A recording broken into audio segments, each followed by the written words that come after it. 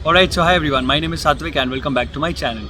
आज का जो ये वीडियो है वो थोड़ा अलग है, और अलग इसलिए है क्योंकि आज तक हम जो वीडियोस देखते आ रहे हैं वो वैसे वीडियोस हैं जो आपने अगर फाइल रख दी है या फिर आपका एडमिशन हो गया उसके बाद की है। बट ये वीडियो ऐसा है कि आपने एडमिशन अभी तक नहीं लिया है और उसके पहले आपको कौन सी सारी चीज़ें ज़रूरी है वो इसके बारे में है। और ये वीडियो मैं आपको रिक्वेस्ट करूँगा कि आप लास्ट तक देखो।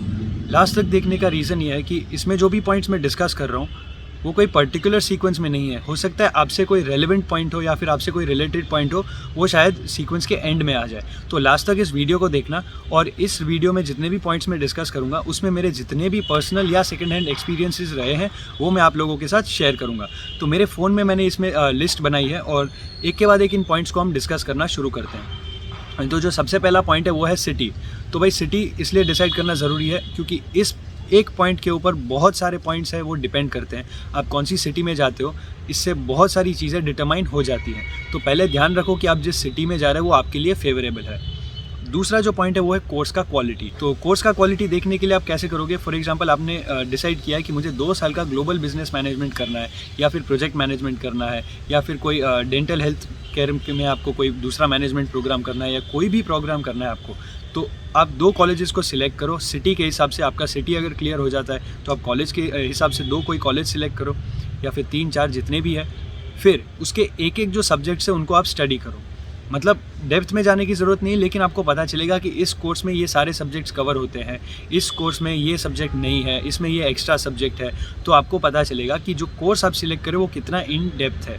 और ये सिलेक्ट करना इसलिए ज़रूरी है क्योंकि आप इतने पैसे अगर इन्वेस्ट कर रहे हो तो आप वहाँ पे सिर्फ पीआर के हिसाब से मत जाओ, आपको थोड़ा नॉलेज भी मिलना चाहिए। अगर आपका नॉलेज जो है वो रेलेवेंट है तो आपको आगे एम्प्लॉयमेंट में भी काम आ सकता है।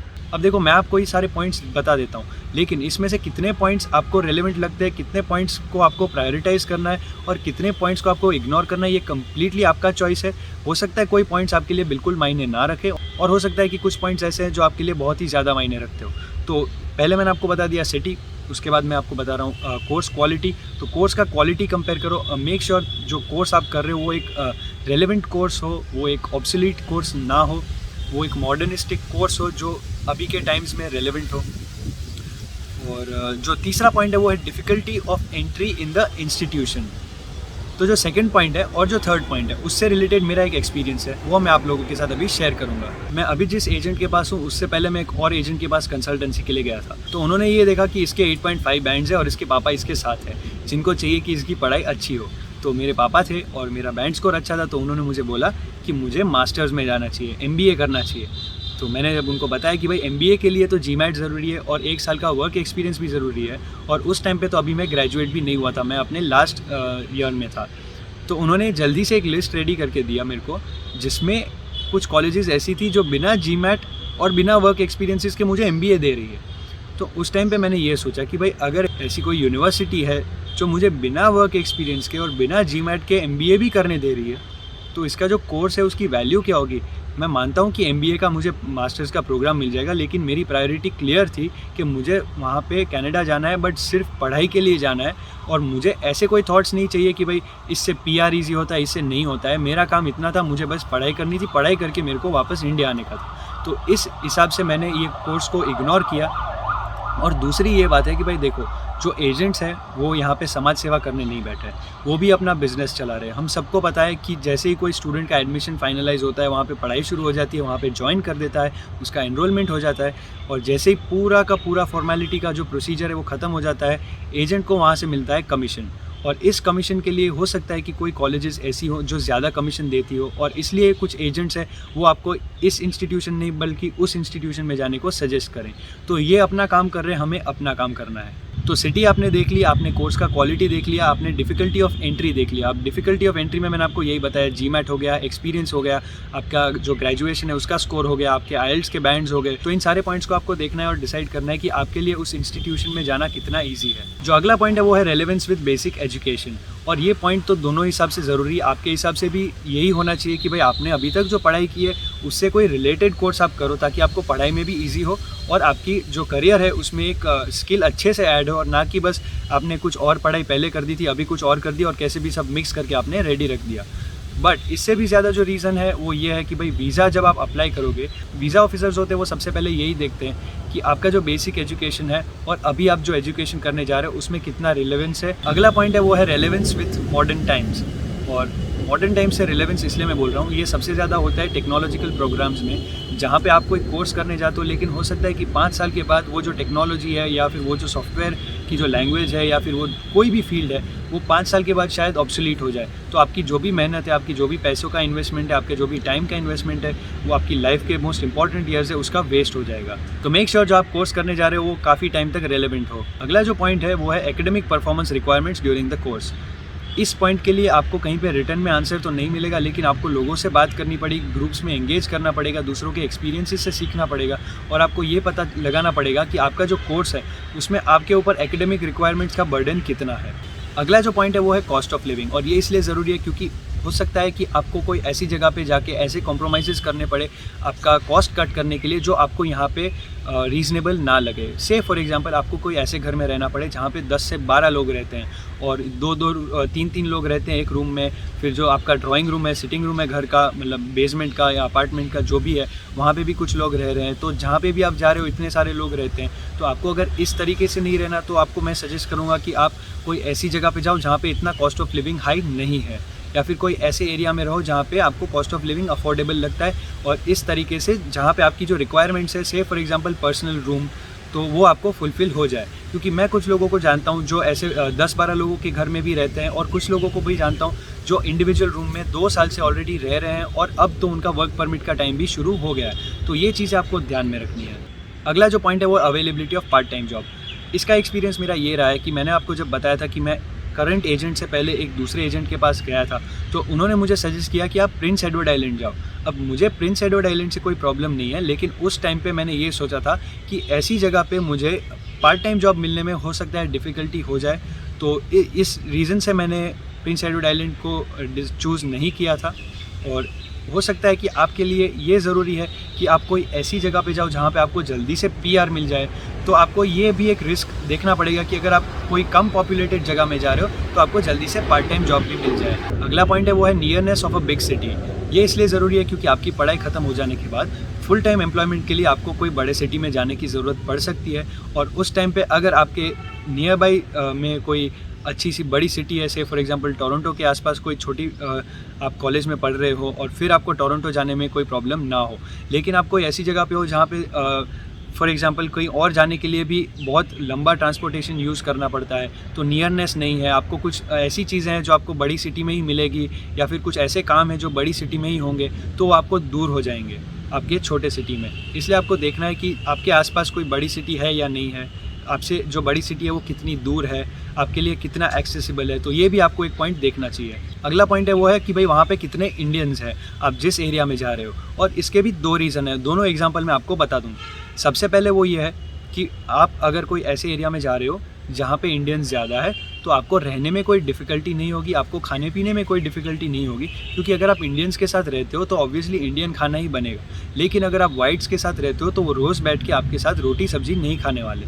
तो in that situation it's suggested कि आप कोई ऐसी जगह में रहो जहाँ पे आपके साथ जो इंडियंस है वो ज़्यादा हो, उस घर में रहो जहाँ पे जो आपके साथ रहने वाले हैं वो भी इंडियंस हो, ताकि फूड का जो एक प्रॉब्लम है वो आपका सॉल्व हो जाए। दूसरा इसका फ़ायदा है कल्चरल डिफरेंसेस।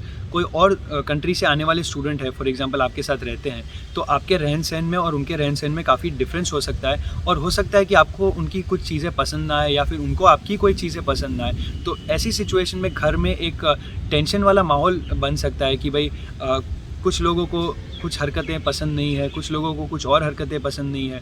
तो ऐसे सिचुएशन में क्या होता है कि भाई साथ में जब रहना है तो थोड़े अनबन ज़्यादा बढ़ जाती है लोगों के अंदर, और फिर क्या होता है कि ऐसा एक केस हुआ है क्योंकि एक जो स्टूडेंट है वो कंटिन्यूसली परेशान हो रहा है लंदन सिटी में, तो उसने 2-3 बार उसको घर बदलने पड़े ऐसे ही कुछ रीजंस की वजह से।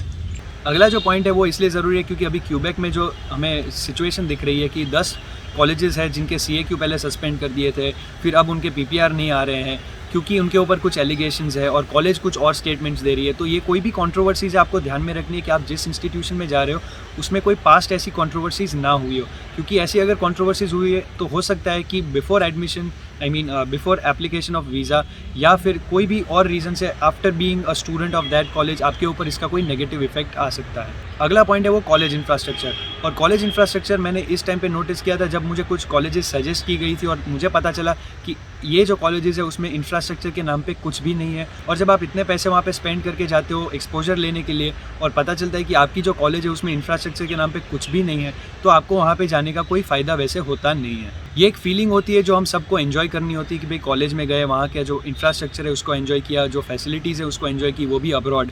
तो इस फीलिंग को अगर आपको एंजॉय करना है, इस पढ़ाई के जो पूरे प्रोसेस को आपको एक फ़न लविंग प्रोसेस बनाना है, तो आपको ये भी देखना है कि आपकी कॉलेज में अच्छा इंफ्रास्ट्रक्चर है या नहीं। क्योंकि इंफ्रास्ट्रक्चर ठीक नहीं है, एक बिल्डिंग जैसी अगर आपकी कॉलेज है और वहाँ पे आप बस चाहते हो जैसे कोई ट्यूशन क्लास में जा रहे हो, तो फिर आपको मज़ा नहीं आएगा। इसके बाद का जो इंपॉर्टेंट पॉइंट है वो है एम्प्लॉयबिलिटी ऑफ द कोर्स। आप कोई ऐसे कोर्स में जाओ जिससे आप रिलीव जैसे ही आप हो जाते हो, जैसे ही आप ग्रेजुएट हो जाते हो उस कोर्स से, तो जल्दी से आपको एम्प्लॉयमेंट मिल जाए और ऐसा ना हो कि महीनों महीनों भर तक आपको उस कोर्स से रिलेटेड जॉब मिलने में टाइम लग जाए। जो अगला पॉइंट है वो है presence of friends and relatives in a city. हो सकता है आपको ऐसी जगह पे जाना है जहाँ आपके फ्रेंड्स या फिर रिलेटिव्स हो, ताकि आपको उनसे कोई हेल्प मिल जाए, या फिर कोई इतने अच्छे रिलेटिव हो जो आपको ऐसा बोल दे कि भाई आप मेरे साथ ही यहाँ पे रहो, आपको कहीं पे भी और रहने की ज़रूरत नहीं है। तो हो सकता है आपको कोई वैसी जगह पे जाना पड़े, तो आपको वो भी ध्यान में रखना है। और ये भी हो सकता है आपको स्पेसिफिकली उन जगहों पे नहीं जाना है जहाँ पे आपके फ्रेंड्स और रिलेटिव्स हैं। तो आपको अगर वो जगह पे अवॉइड करनी है तो आपको ये चीज़ भी ध्यान में रखनी पड़ेगी वहाँ पे आपके कोई फ्रेंड्स या रिलेटिव्स है या नहीं है। अगला इंपॉर्टेंट पॉइंट ये है कि आप जिस प्रोविंस में जा रहे हो उसका PR हासिल करना कितना ईजी है और कितना डिफ़िकल्ट है। इससे भी बहुत सारे डिसीजंस आपके इजी हो जाएंगे। जहाँ पे अगर आपको पता है कि आपको PR 100% चाहिए ही चाहिए और ये प्रोविंस जो है वहाँ पे जल्दी से PR मिल जाता है, फिर जो छोटे बड़े प्रॉब्लम्स जो होते हैं वो आप अपने आप फेस कर लोगे, क्योंकि आपके दिमाग में इतना ऑब्जेक्टिव क्लियर है कि मुझे कैसे भी करके PR चाहिए। तो अगर ये आपका डिसीजन है तो आप छोटे मोटे प्रॉब्लम्स से डरना मत, और आप उसी कोर्स में जाना और आप वही प्रोविंस में जाना जहाँ पे आपको PR ईजिली मिल जाता हो। अगला पॉइंट है वो क्लाइमेट ऑफ द एरिया। तो आपको क्लाइमेट भी ध्यान में रखना है कि आप जिस एरिया में जा रहे हो उसका क्लाइमेट कैसा। अगला पॉइंट है रेपुटेशन ऑफ द कॉलेज। आप जिस कॉलेज में जा रहे हो उसकी उस कोर्स के लिए या उस फील्ड के लिए या उस सिटी में या कोई भी और रीज़न से रेपुटेशन कहीं पे ख़राब नहीं होनी चाहिए। उसकी अगर अच्छी रेपुटेशन है तो हो सकता है आपको एम्प्लॉयमेंट में भी काफ़ी बेनिफिट मिल जाए। अगला पॉइंट है वो डाइवर्सिटी ऑफ कॉलेज, और वो इसलिए ज़रूरी है क्योंकि कुछ इंसिडेंट्स ऐसे हमें देखने को मिलते हैं जहाँ पे रेसिज्म होता है इंडियंस के खिलाफ, एशियंस के खिलाफ, जो हिस्पैनिक पीपल होते हैं उनके खिलाफ, तो नॉन कैनेडियन के खिलाफ जो भी कोई डिस्क्रिमिनेशन होते हैं, अगर आपको वो फेस नहीं करने तो मेक श्योर आप जिस जगह पे जा रहे हो वहाँ पे आपकी जो रेस है या फिर आपका जो एरिया है पूरा, फॉर एग्जांपल एशिया है तो वहाँ पे एशियंस ज़्यादा है और एक ऐसा क्लाइमेट है जो वेलकमिंग है, जो डाइवर्स है, तो वहाँ पे आपको ऐसे कोई डर नहीं रहेंगे। अगला इंपॉर्टेंट पॉइंट है वो है पाथवे टू डिफरेंट कोर्सेज। तो कुछ कोर्सेज ऐसे होते हैं जिनको ख़त्म करने से आपको दूसरे कोर्सेज में एक पाथवे मिल जाता है। तो अगर आपका कोर्स कोई ऐसा कोर्स है जिसमें पाथवे बेनिफिट है तो ये आपके लिए अच्छा रहेगा। और जो लास्ट पॉइंट है वो है availability of financial aid and scholarships. तो अगर आपकी फाइनेंशियल कंडीशन ऐसी है कि जहाँ पे आपको स्कॉलरशिप्स की ज़रूरत पड़े या फिर फाइनेंशियल एड की ज़रूरत पड़े, तो आपको आपकी ऐसी इंस्टीट्यूशन सिलेक्ट करनी चाहिए जहाँ पे इन सारी चीज़ों को ज़्यादा इंपॉर्टेंस दिया जाता है। तो ये सारे पॉइंट्स जो है मैंने आपके साथ डिस्कस किए थे, उसमें कोई अगर रह जाते हैं तो please drop them in the comment box. और इसका कोई प्रायोरिटी का कोई सीक्वेंस नहीं था, ये जो भी सारे पॉइंट्स है वो सब पॉइंट्स इंपॉर्टेंट है। बस आपको इतना डिसाइड करना है कि आपके लिए इसमें किसकी प्रायोरिटी ज़्यादा है और कौन से पॉइंट्स है जिनकी प्रायोरिटी आपके लिए नहीं है। तो आई होप ये वीडियो आपको हेल्प करता है। अगर आपको ये वीडियो पसंद आता है तो प्लीज़ उन लोगों के साथ शेयर करें जिनको इसकी ज़रूरत है, जो अभी एडमिशन लेने का सोच रहे हैं। So I hope this video helps you and all the best for your journey ahead.